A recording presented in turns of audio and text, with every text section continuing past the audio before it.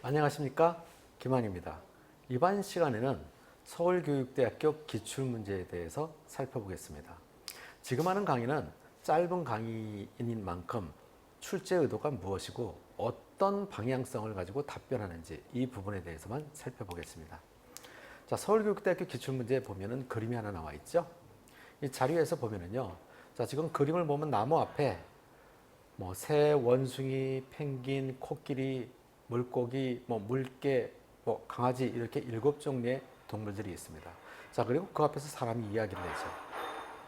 공평한 시험을 보기 위해서 동일한 조건으로 테스트를 할 것이니 지금부터 나무 위로 올라가라 라는 문구가 적혀져 있습니다.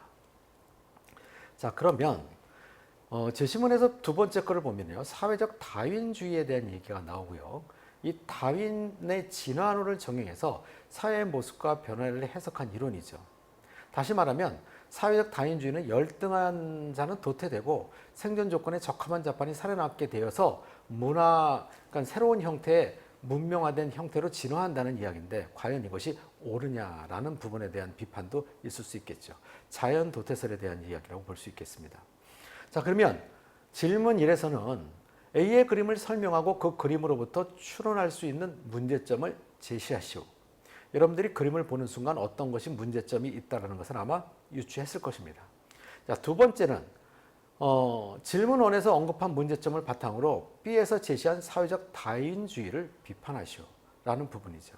자, 그러면 그림에서의 거에 과연 공정한 것인지, 테스트 자체는 동일한 조건으로 올라가는 것에 대해서는 공평하다라고 볼 수 있겠지만 그것이 동물들에 따라서 각각의 입장을 놓고 본다면 그것이 정말 공정한 것인지에 대해서 생각해 볼 수 있겠죠. 자, 출제 의도를 보면은요, 사파와 글을 보고 기회 불평등과 사회적 다윈주의에 연계하여 문제점을 비판할 수 있는가. 자, 여러분들 그림을 보면 공정한 테스트다, 거기까지는 생각해 볼 수 있겠지만 과연 동물들에 따라서 그 환경이 다르게 살아온 동물들이 되겠죠. 자, 그 동물들에 대해서 과연 이것이 공정한, 공평한 테스트인지 생각해 볼 수 있을 것입니다. 자, 두 번째, 사회적 다윈주의의 이론에 대한 지식 확인이 아닌 이해력, 분석력, 융합적 비판 사고력을 가졌는가. 다시 말해서 이론에 대한 설명을 하라는 것이 아니고요, 그 이론을 바탕으로 비판할 수 있는 사고 능력이 있는지 이걸 보겠다는 것입니다. 자, 세 번째는 사회적 계층과 불평등에 대한 이해하고 있는가. 지금 역시도 여러분들 같은 경우에도 부모 찬스를 쓰는 학생들이 존재할 수 있다는 것을 놓고 봤을 때 이것이 평등하냐 불평등하냐라는 것이 많이 논란이 되고 있죠. 그러다 보니까 수시를 정시로 조금 더 증가시킨다는 교육 정책도 나오고 있습니다. 자, 네 번째는 사회 문제에 대한 이해와 탐구를 하여 다양한 자료를 폭넓게 활용할 수 있는가. 자, 여러분들이 생각하는 사회 문제를 가지고 지금 현재 제시된 자료와 또 다른 자료를 알고 있는 것들이 있다면 폭넓게 활용할 수 있는 능력을 보겠다는 것이죠. 그렇기 때문에 서울교육대학교 면접에 있어서는 여러분들이 다양한 교양적 상식 또는 교양적 지식을 가지고 있으면 좋은 답변을 할 수 있다는 것입니다. 그래서 쉽게 단적으로 질문에 대해서 즉흥적으로 답변하는 것이 아니라 깊이 있고 논리적인 사고체계를 가지고 답변을 하는 것이 중요하다는 것이죠. 자, 답변에 대한 방향성을 살펴보겠습니다.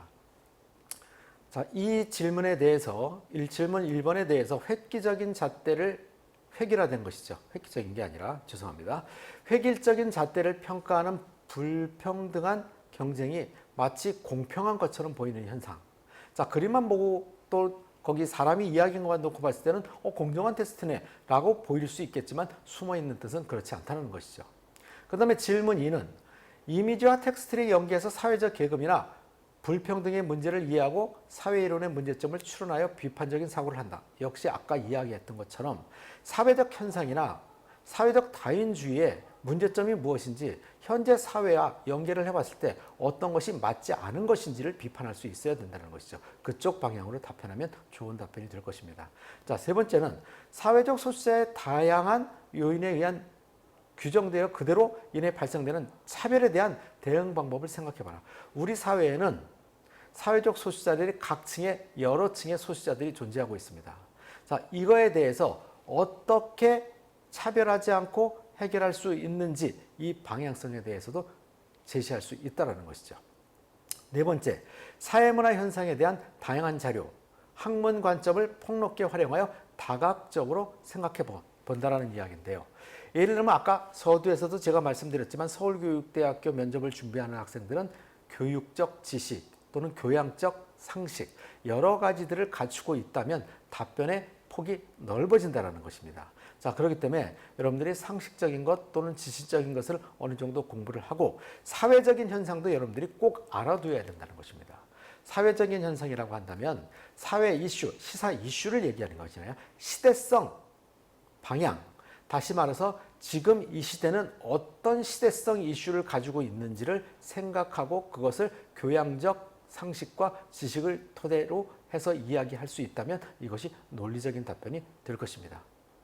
여러분들 제 신문 다시 한번 읽어보고 여러분들이라면 어떻게 답변할 것인지를 꼼꼼히 방향성을 가지고 생각해 보시기 바랍니다. 물론 면접에는 정답은 없습니다. 그러나 높은 점수를 받을 수 있는 답변은 반드시 존재한다는 것을 잊지 마시고 여기에는 논리적인 답변이 필수라는 것도 생각하시기 바랍니다. 우선 주장을 하고 그거에 대한 근거를 아주 꼼꼼하게 답변을 하면서 반론까지 미리 발휘할 수 있는 답변을 한다면 더 좋은 답변이 될 수 있을 것입니다.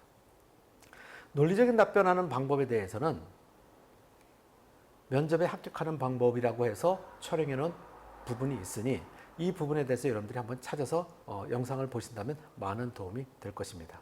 여러분 감사합니다.